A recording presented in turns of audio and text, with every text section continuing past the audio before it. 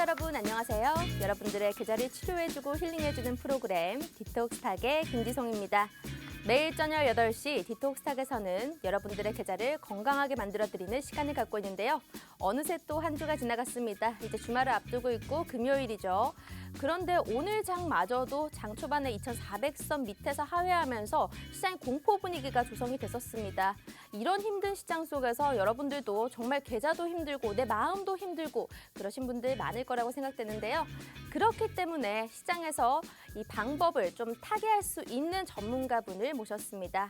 오늘 함께 하실 분은 제프 전문가님이신데요. 이분은요, 단 50분 동안에만 이 전문가님의 노란톡방 열어드리고 있습니다.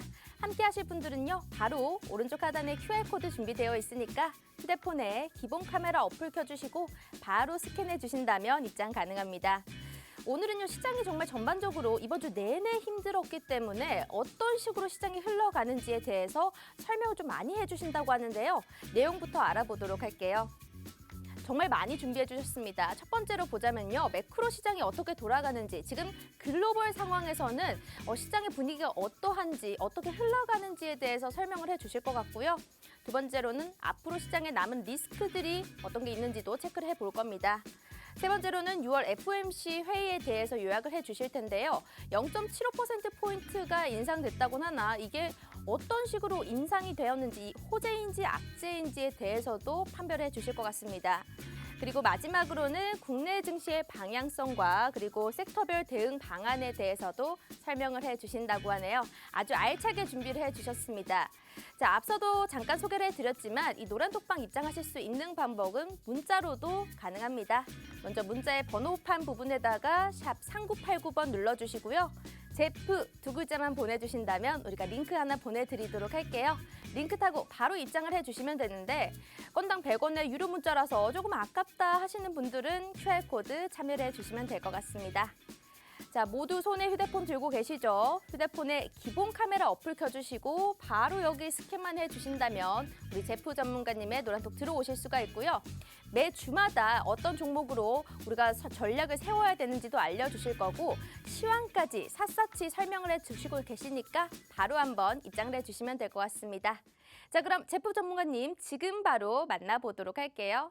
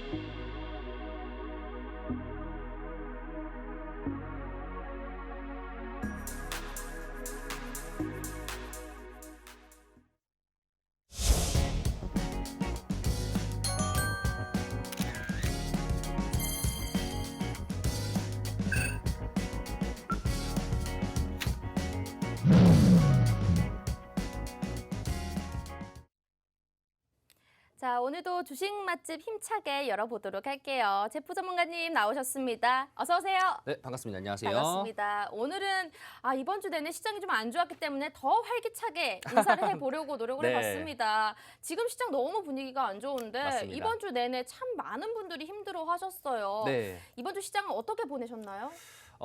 사실 이번 시장 같은 경우에는 제가 여러분들에게 저번 주 때 주말에 말씀드렸던 것 중에 한 개가 이번 주가 가장 힘든 주가 될 것이다. 이번 주가 가장 고통스럽고 네. 제일 힘든 주가 될 것이다라고 말씀을 드렸습니다. 그래서 그에 따라서 제가 여러분들에게 노란톡방에서 잠깐 그림으로 제가 네. 또 손수 그림으로 그렸던 게 있었는데 그건 제가 나중에 노란톡방으로 오면은 말씀을 또 네. 드리려고 하는데 아무튼가 이제 그렇게 해서 말씀을 드렸고요. 실제로 제가 시장에서 여러분들도 아시다시피 빠지는 라인대가 한 2,450포인트가 적정선인 것 같다. 거기는 빠지면 진짜 많이 빠진 거다. 네. 말씀을 드렸는데 그것도 깨면서 지금 2,400포인트도 깬 상태입니다. 굉장히 힘든 상태예요. 자, 그렇기 때문에 제가 오늘 여러분들에게 방송에서 말씀드리고 싶은 부분이 뭐냐면은 지금 상황에서 언제까지 이제 희망을 외치는 것보다 네. 현실을 좀 더 볼 수 있게 지금 시장이 어떤 시장이고 여러분들이 어떻게 이제 볼 수 있는지. 자, 요게 여러분들 저 옆에 보이시는 게 제가 노란톡방에서 제 손수 그림판으로 월요일 날 어떻게 될 것이며 네. 화요일 어떻게 될 것이며 2,500포인트랑 2,450포인트에서 수요일 시장이 제일 힘들 것이다라고 말했었는데 사실 금요일 시장도 전 빠질 거라 생각했었거든요. 왜 네. 빠지냐고 생각하다라면은 전날에 미국 시장이 많이 빠졌습니다. 왜 빠졌던 이유는 이제 선물 옵션 만기일이 있었고 FOMC에 따른 영향도 있었는데 이제 그에 따라 가지고 제가 여러분들에게 오늘도 할 말이 굉장히 많습니다. 그래서 네. 최대한 여러분들에게 쉽게 말씀드리도록 하겠습니다. 시장이 어떻게 흘러갈지를 딱 바로 맞춰주셨네요. 비록 약간 발그림 같은 느낌이긴 그쵸. 했지만 그래서 제가 고민했었습니다. 드릴지 말지. 그래도 우리 시청자분들께 네. 도움이 되시라고 이렇게 손수 그려서 네. 노란톡방 안에서 알려드렸습니다. 여러분들 노란톡방을 꼭 참고를 하셔야 되는 이유가 바로 이겁니다. 시장이 내일 빠질지 아니면 내일 오를지 이런 거에서도 잘 캐치를 해주시는 분이시기 때문에요. 주식을 하시는 분들이라면 여기서 무료로 한번 정보를 받아가 보시길 바라겠습니다. 입장하실 수 있는 방법은 옆에 QR코드 준비가 되어 있으니까요. 휴대폰에 기본 카메라 켜주시고 바로 여기 갖다 대신다면요. 지금 시장 전략과 함께 더불어서 앞으로 어떤 섹터를 투자를 해야 되는지 어떤 종목을 선택을 해야 되는지 그리고 그 종목의 매수가 또 목표가 손절가는 어딘지까지 아주 세밀하게 잘 잡아주시는 분이시니까요. 지금 바로 한번 입장을 해주시길 바랄게요. 시장이 참 힘들다 보니까 네. 여러분들도 이제 경제 방송을 보시면서 맞습니다. 약간 방관하는 자세, 네. 이제는 좀 해탈한 자세로 보시는 분들이 네. 많으실 것 같아요. 그쵸. 하지만 이럴 때일수록 우리 멘탈을 또 잡고 네. 전문가님이 잘 이끌어 주셔야 돼요. 맞습니다. 네, 그 저도- 시장이 네.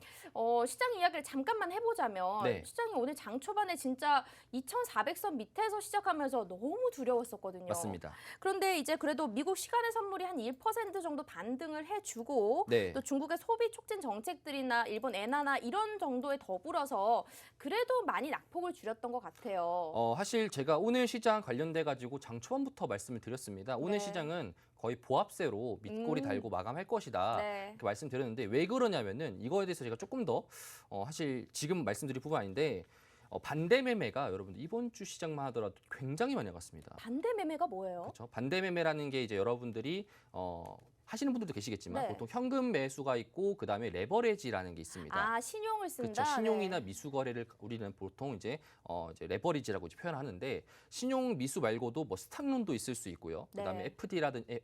CFD라든지 이런 전문 투자자처럼 이런 형식으로 굉장하게 레버리지가 많은 소스들이 많습니다. 네. 근데 이번 주에 제가 간단하게만 여러분들 보여드리도록 하겠습니다. 일단 코스피 보게 된다면은 여러분들이 이거는 모르시는 분들이 많아가지고 제가 잠깐 표현해드리도록 하겠습니다. 장 초반 처음에 장 개장하자마자 9시 때 네. 딱 9시 땡 치자마자 반대 매매가 첫 번째 발생합니다. 어디서 발생하느냐? 혹시 아십니까? 아니요, 저는 모르겠어요. 증권사에서 개인 계좌에서 반대 매매가 나옵니다.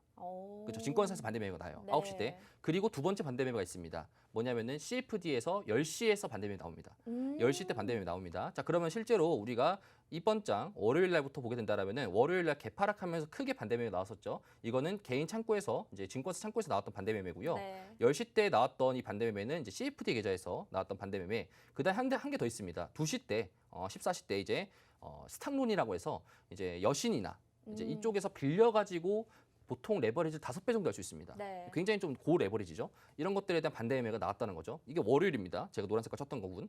부분마다 빠졌었죠. 반대 매매가 나왔다는 소리입니다. 자, 화요일 같은 경우 마찬가지입니다. 화요일 같은 경우에도 9시 때 장 초반에 빠졌다마다 바로 다시 올라갔고요. 왜냐하면 네. 반대 매매를 먹는 매수세가 있으니까 10시 때도 빠졌습니다. 자, 그리고 수요일 같은 경우에는 마찬가지로 월요일 날 강하게 빠지고요.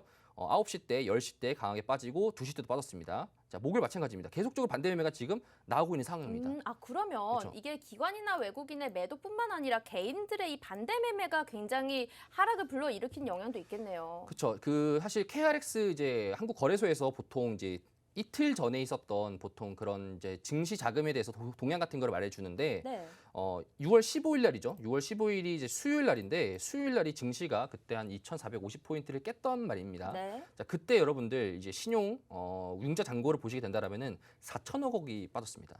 그렇다는 소리는 사실 지금 시장에서 4천억 정도를 차익 실현할 수 있고, 네. 근데 아니면 차익 실현하시거나 아니면은 반대 매매건 둘 중 한 개입니다. 네.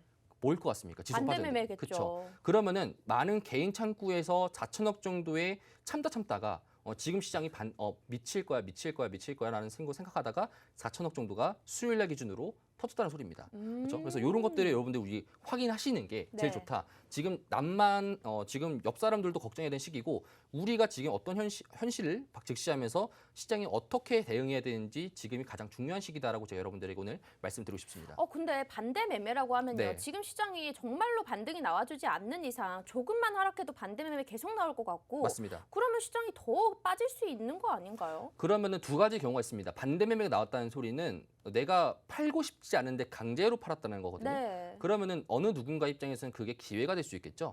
그렇다 보니까 반대 매매가 발생한 다음부터 네. 잠깐 정도의 반등을 합니다. 네. 보통. 근데 이제 반대 매매가 반등을 하지만 반등을 하더라도 여기가 아닌가벼 하면서 또 10시 때 반대 매매가 있는데 그 반대 매매 때도 주가를 지탱하지 못한다라면은 네. 계속 빠집니다. 아마 삼성전자 차트를 보시게 된다라면은 9시 때마다 빠지고 10시 때 빠지고 2시 때 빠졌습니다. 그게 왜 맞아요, 그러냐면은 맞아요. 삼성전자가 개인 창구에서 작년 기준으로부터 해서 한 60조 정도 샀다라고 하잖아요, 삼성전자를. 그러면 네. 삼성전자 기준에서 계속적으로 그런 사이클이 발생할 것이고, 그러면은 이제 그것들을 제외한 나머지 상승하는 구간들에서는 또 매수 자체가 아마 이제 유입될 수 있는데, 그때는 이제 아마 프로그램들이나 이제 뭐 기관들, 외국인들의 단타성 매매가 나올 가능성이 높습니다. 삼성전자 하니까 이게 네. 궁금합니다. 삼성전자 6만 전자가 깨져버렸어요. 맞습니다. 정말 마음이 아파요. 네. 삼성전자는 우리 대장주라고 해서 네, 웬만한 주식 하시는 분들 기본적으로 다 들고 있는 주식 아닐까요? 맞습니다. 근데 이거 6만 전자 깨졌고 도대체 어떻게 향방을 잡아야 될지 모르겠거든요. 사실 제 방송을 계속적으로 보신 분들은 아마 아실 수 있겠지만 제가 뒤에 밀려 있는 거 많아가지고 좀 빨리 말씀드리겠습니다. 네. 삼성전자 같은 경우에도 제가 여러분들에게 8만 2천 원 정도 때 작년에 제가 계속적으로 매도하시라고 말씀드렸거든요. 네. 이게 올라갈 때마다 매도라고 말씀드렸어요. 이게 여러분들도 아마 진짜 그랬다고 하시는 분들도 계시지만 네. 항상 말씀드렸습니다. 왜 그러냐면은 시장 전망을 봤었을 때 저는 또 매크로 시장을 보면서 탑다운 형식으로 투자하다 보니까 단기적으로 차트의 흐름상이기보다는 전체적인 글로벌 시황상에서 보다 보니까 사실상 국내 시장 자체가 약세일 수밖에 없는 상황들로만 벌어지다 보니 우리 국내에서 코스피 비중 20% 차지하고 있는 삼성전자가 약세일 수밖에 없다는 거죠. 네. 그렇다 보니까 저도 삼성전자에 대해서 여러분들에게 말씀드렸지만 저도 틀리기 바랬습니다. 6만 전자가 깨지기를 틀리기 바랬습니다. 네. 네, 깨졌습니다. 그래서 아. 지금 라인대에서는 사실 저점이다라고 말씀드리기 어렵고요. 지금 라인대에서는 이제 반대 매매라는 게 계속적으로 나올 가능성이 높고 마찬가지로 외국인 사줄까라는 네. 이제 대한 고민이 또 이제 여러분들에게 제가 또 이제 뒤에 있을 내용에 대해서 말씀도 드리도록 하겠습니다.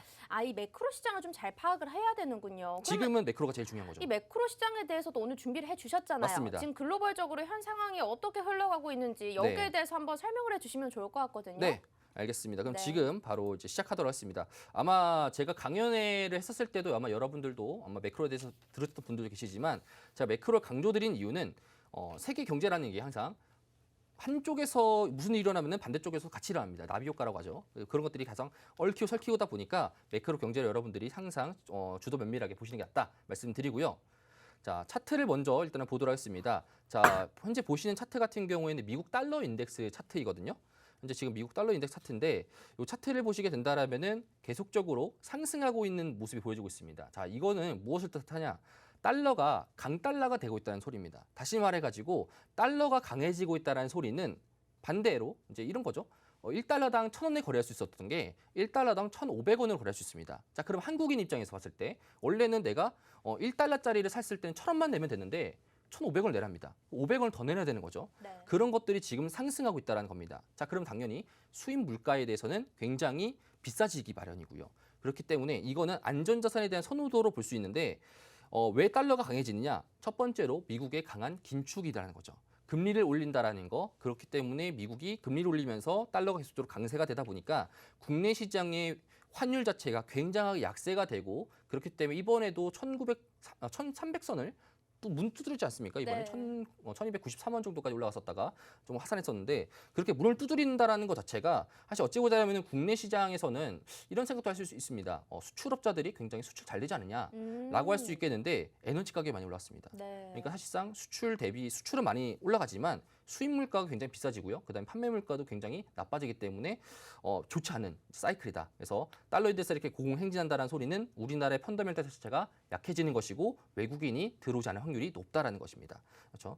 자, 그리고 요거를 보시게 된다라면은 이제 일본 엔화 차트입니다. 잘 안 보실 수 있습니다. 그냥 흐름만 보시면 돼요. 네. 자, 엔화 차트 같은 경우에도 계속적으로 이거는 약세가 되고 있습니다. 뭐냐? 엔화가 굉장히 싸지고 있다는 소리예요. 가치가 점점 쓰레기가 되고 있다. 네? 이런 표현 해도 되나요? 네. 가치가 점점 싸지고 있다는 겁니다. 네. 자, 왜 싸지고 있느냐? 이게 여러분들 보시게 된다면 유럽도 그렇고 미국도 그렇고 여러분들이 듣기에는 아시아도 그렇고 우리나라 한국도 그렇고요. 전부 다 금리를 올리려고 하지 않습니까? 인플레이션 때문에. 근데 일본과 중국은 뒤에 보시면 중국도 마찬가지지만 일본과 중국은 유일하게 반대로 가고 있습니다. 완화 정책을 하고 있어요. 일본은 여러분들도 아실 수 있겠지만 잃어버린 20년, 30년을 들어보셨죠? 네. 그런 것처럼 인플레이션이 올라가지 않는 상태였습니다. 자, 그 상태에서 계속적으로 인플레이션 안 올라가는데 이번에가 오히려 일본의 입장에서는 호재성이 되겠죠? 인플레가 튀었으니까. 자, 그렇다 보니까 지금부터 계속적으로 아베노믹스에 대해서 사는 정책들을 그런 구로다 은행 총재가 계속적으로 밀어붙이다 보니까 엔화가 계속적으로 약세입니다. 엔화가 약세라는 소리는 우리나라가 기준으로 봤을 때 동아시아 입장에서 환율적인 부분 봤을 때 우리나라는 계속적으로 금리를 올릴 수밖에 없는 사이클이 나오는 거고요. 일본은 엔화 자체를 계속적으로 약세를 포지션 취다 보니까 우리나라에서 들어가는 것보다 엔화에다가 주식을 사는 게 더 싸다라는 생각이 들다 보니까 니케이 쪽으로 넘어갑니다, 사람들이. 근데 네. 차트를 보면 네. 뭔가 지금 그래도 최근까지는 꾸준히 좀 많이 올라온 느낌인데 그렇죠. 네, 최근 조금 내려왔지만 이게 네. 더 다시 올라갈 수 있는 상황이기도 한 거 아니에요? 지금 가능성 자체는 굉장히 많이 열려지고 있습니다. 오늘 네. 10시에 이제 BOJ라고 해서 이제 일본 중앙은행의 통화 회의가 있었는데 거기서 구로다 총재의 워딩을 제가 말씀드리자면은 현재 지금 일본의 인플레이션에 대해서는 조금 우려할 만하다. 하지만 현재 완화 정책은 기조 유지한다. 그래서 금리 동결했습니다. 네. 자, 그렇다는 소리는 계속적으로 일본의 엔화가 올라가더라도 상관하지 않겠다는 소리입니다. 그렇죠? 자, 그렇기 때문에 여기서 여러분들이 아시면 좋을 것 같고요. 중국도 마찬가지입니다. 중국도 전 세계에서는 지금 다 위드 코로나라고 지금 다 여러분들도 한국에 코로나도 한 10,000명 정도 걸리더라도 계속적인 위드 코로나 정책을 펼치고 있는데 중국만 제로 코로나 정책을 펼치고 있습니다. 자, 그렇기 때문에 코로나 발생하다 보니까 사람들 봉쇄한 사람들에게 사람들이 힘들다 보니까 보조금을 지급하다 보니까 당연히 금리를 낮춰야 되고 통화를 완화 정책을 쓴다는 거죠. 자, 그렇게 되다 보니까 중국이랑 일본 같은 경우에는 도움이 안 됩니다. 지금 우리나라 입장에서. 왼쪽에는 좌중국, 우일본, 그리고 네. 우리나라가 있는데 우리나라만 금리를 올려야 되는 상황인 거고 물가 때문에 높아가지고 일본은 물가 올라간다니까 좋다라고 생각하고 왼쪽에는 중국은 야 우리는 제로 코로나 써야 돼 라면서 금리를 낮추고 그러니까 외국인 입장에서 봤을 때 상대적으로 증시를 보게 된다라면은 지수 투자를 하게 된다라면은 상대적으로 중국이랑 일본이 좀 더 선호가 된다는 겁니다. 그렇겠네요. 더 매력적이겠네요. 그렇죠. 그것 때문에 우리나라가 외국인의 비중 자체가 계속적으로 감소되었다라고 여러분들이 해석하시면 됩니다. 이해되시죠? 네. 자, 그다음에 여러분들 이거 보시면은 이탈리아 채권인데 이탈리아를 그러면은 제프님 한국 시장을 보는데 우리가 이탈리아까지 알 필요가 있을까요? 라는 고민하실 겁니다. 많은 걸 알아야 되네요. 그렇죠. 자, 이거를 제가 여러분들에게 말씀드릴 이유는 이탈리아 채권이 4%를 돌파했어요. 자, 이게 무슨 의미를 갖는 건지에 대해서 제가 간단하게 설명해 드리도록 하겠습니다. ECB라고 해서 유럽 중앙은행이 있습니다. 유럽 중앙은행 같은 경우에는 이제 EU라고 해서 EU 같은 경우에는 대부분의 유럽인들이 합쳐가지고 만든 그런 연합체죠. 근데 이제 유럽도 유럽이지만 전부 다 EU라고 해서 잘 사는 국가들만 있는 게 아닙니다. 독일만 잘 살고요. 독일, 프랑스, 영국만 잘 살고요. 나머지 남유럽 국가들은 이제 보통 피그스라고 해서 이제 PIGS라고 해서 포르투갈, 스페인, 그리고 이탈리아, 그리스 이런 친구들은 굉장히 약세입니다. 왜 약세냐? 얘네들은 제조업으로 먹고 사는 게 아니라 관광업으로 먹고 삽니다. 맞아요. 그리스 여행, 이탈리아 여행, 베네치아 여행 이렇게 가지 않습니까? 근데 2년 전에 무슨 일이 있었습니까? 코로나에 터졌죠. 그렇다 보니까 관광업이 완전 망했고요. 그렇기 때문에 지금 채권 금리를 올리는 상황 속에서 지금 재정적으로 힘든 상황임에도 불구하고 금리를 올리다 보니까 이탈리아 채권 자체가 지금 스파크가 튄 겁니다. 자, 이 정도라고 하면은 지금 어떤 생각을 할 수 있냐면은 이탈리아 채권이 4% 돌파했다라는 거는 이탈리아가 재정 위기가 닥칠 수 있다는 겁니다.